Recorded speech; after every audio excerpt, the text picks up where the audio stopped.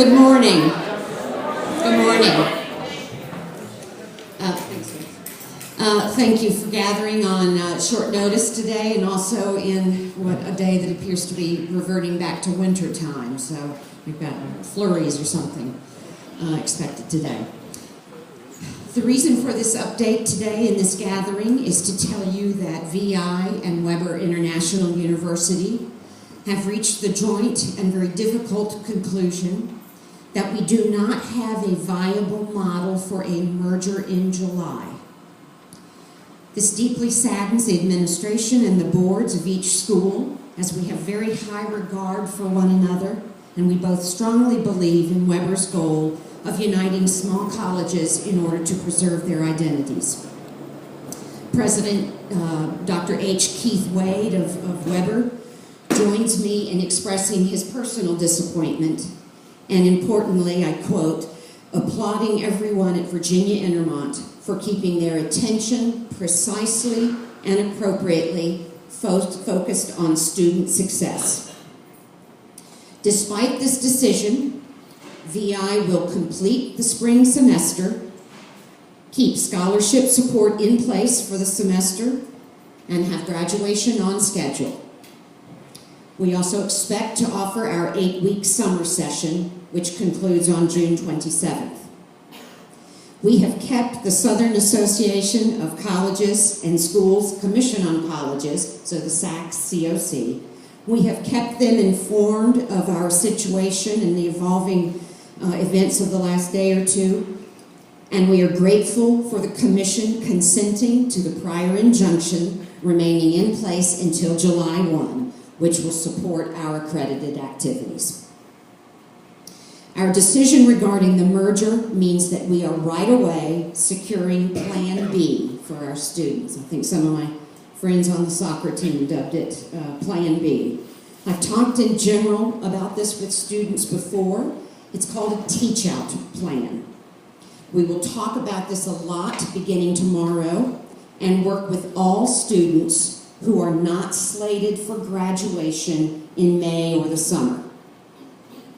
For now, I can tell you simply that teach-out, and it's always sort of in quotations, teach-out is a mechanism used by all regional accreditors in the United States to protect students in a case like VI's.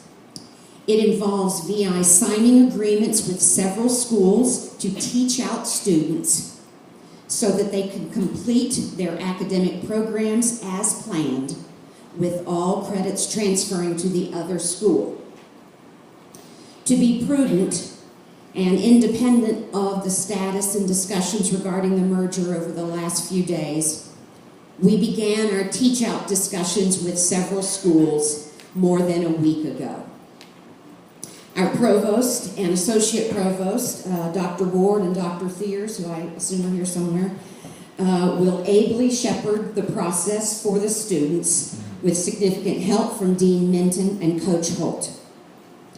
As is normally the case in these scenarios, many schools want to help, and indeed, the few schools we've approached in the last few days want to help. And we anticipate that once we make a public announcement about the merger that we will have many contacting us. Thus, we fully anticipate having multiple teach-out partners. Teach-out arrangements normally mean that students transfer to other institutions, again with the guarantees in place for their particular program, transferring all their credits and so on. Very often also means paying the same tuition and so on. Our students will certainly have those options, but in addition, there is at least one school that is strongly considering doing the teach-out on our campus. We know that there are many questions about what teach-out arrangements mean, and we will address these thoroughly and also make representatives of the partner schools available to students, faculty, and staff. They will come on campus to help. For all of you, and for the thousands of people who love this place, the obvious question is, well, what does this mean for VI? Let's review for a moment what we know. We know that we do not have a viable merger scenario with Weber for July 1. We also know that VI is financially distressed. While this has been apparent for some time, it became significantly worse about 2 weeks ago due to a slowdown in the receipt of financial aid funds that we are due. The past 2 weeks have been unbearably hard for many of us, and I'm deeply grateful to our staff who have to manage these problems daily. The Board of Trustees and I have been working to address the financial situation, and we are turning immediately to concentrate even greater efforts in that direction. In fact, yesterday, we had consulting resources made available to us so that we can explore strategies to repair from the delay of our funds, while at the same time paying the next round of refunds owed to our students, addressing the needs of our employees, and communicating with VI's partners and vendors.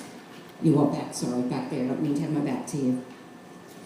While we are doing these important things, we are making no decisions about the future of VI as an operating entity. We do have other options to explore, and I will be talking with some of our long service faculty members about those options. But for now, what we are solely doing at this point is stating that we do not have a viable merger option with Weber for July 1. Therefore, rather than dragging out that uncertainty and having a scenario play out at the end of June, we want to move with haste to guarantee accredited options for our students. We will also immediately call faculty and staff together, not in this forum. We will call them together to discuss plans for operating over the coming months, and I will meet with groups and departments and so on. We have a lot to do this week. Of primary importance is that students, faculty, and staff who do not want to deal with uncertainty get very clear information so that they can understand their options and make plans. This has not been an easy year for all of us. For me, I have felt very disconnected from the daily life of the college while the work to develop a July 1 merger has necessarily consumed my time, and I haven't enjoyed that. Nonetheless, we have much to celebrate about our academic, extracurricular, and athletic successes, the most recent of which is the national championship achieved by our dressage team this past week.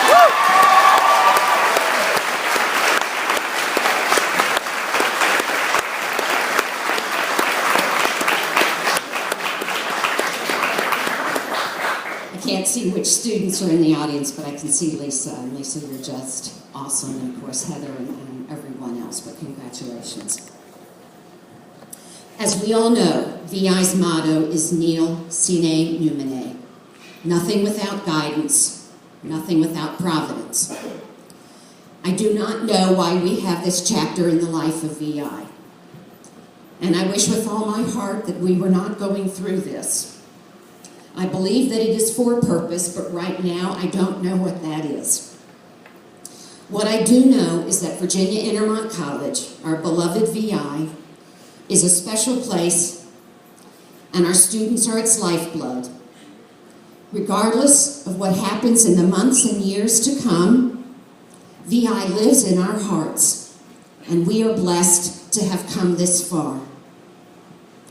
In the coming days, while we take care of our students, address the needs of our employees, and continue to work on our financial situation, please stay posted for news about meetings and sessions during which we will present detailed information. We'll probably try to start a little bit of that this afternoon, but we will definitely be starting tomorrow.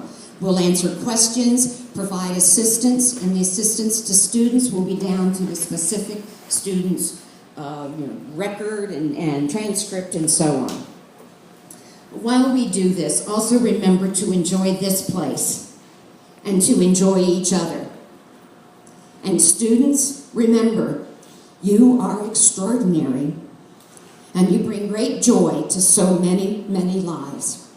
We thank you for being here, and for me especially, it is a privilege to serve you. I am not going to answer questions at this time. We'll just disband. We're making a short statement to the press, also indicating that we will not conduct interviews with the press, but we are going to turn immediately to gathering groups to work together on the various issues that I outlined. Thank you so much for coming this morning.